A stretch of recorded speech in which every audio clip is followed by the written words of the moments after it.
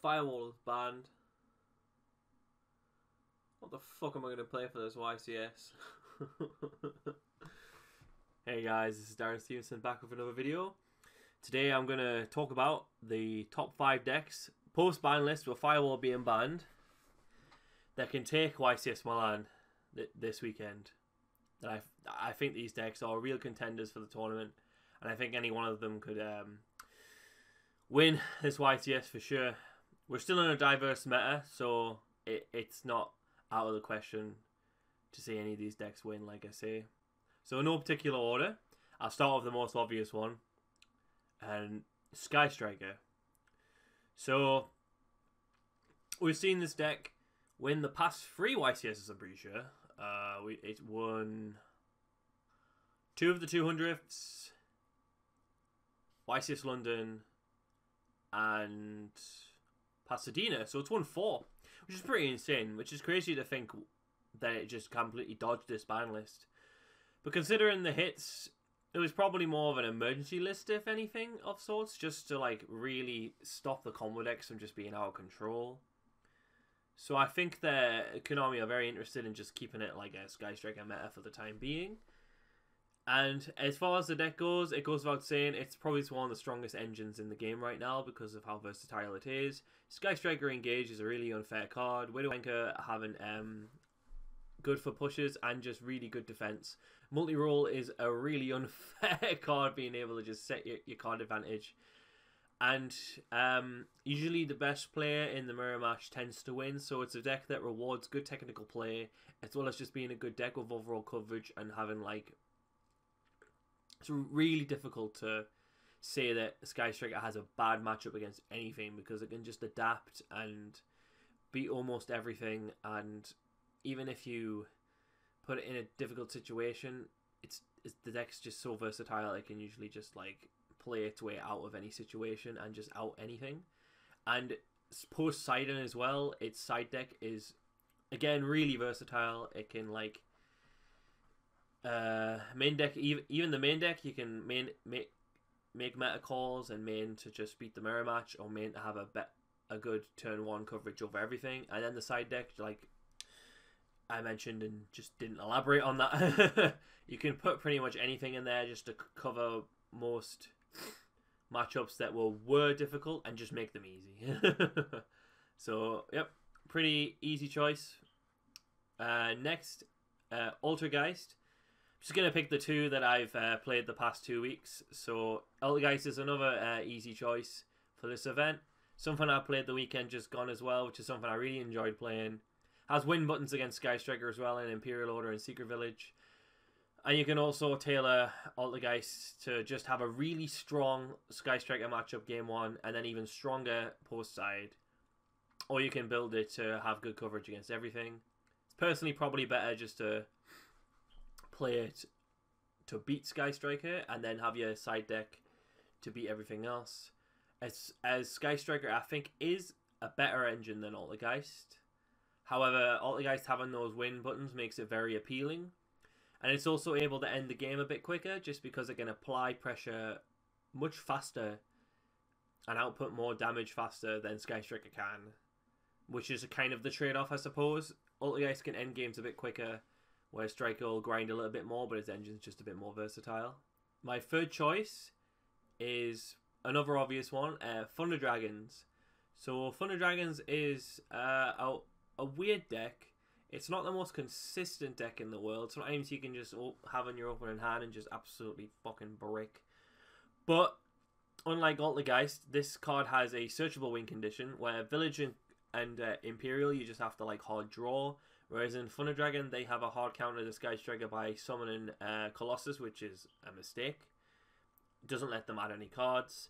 And it also just ends the game really quick, much quicker, because it has big monsters that can OTK. So it's really good in other matchups as well that struggle with cards like Titan and Colossus that are indestructible. And Titan is a really good defensive card as well. And you can also play cards that are really good going second against Altergeist and Sky Striker, as we're likely to see more of a slow back row format coming to Milan with the combo decks being hit.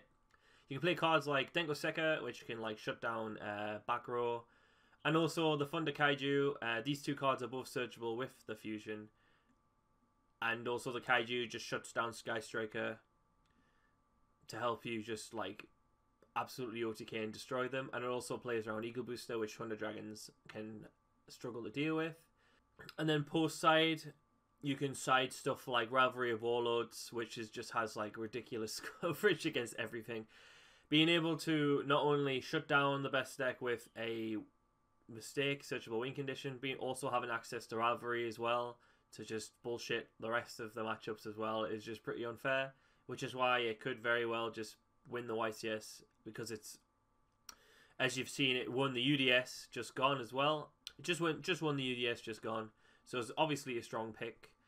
The worry is, do you end on 2 Colossus blind or 3 Colossus blind, and then you get punished for not summoning Titan? Who knows? That's just a game plan that you'll have to decide for game 1.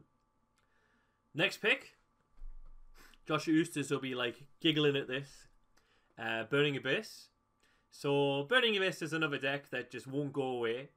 Even with the hit to Mali to 2, a lot of the time you could still OTK without Malicious.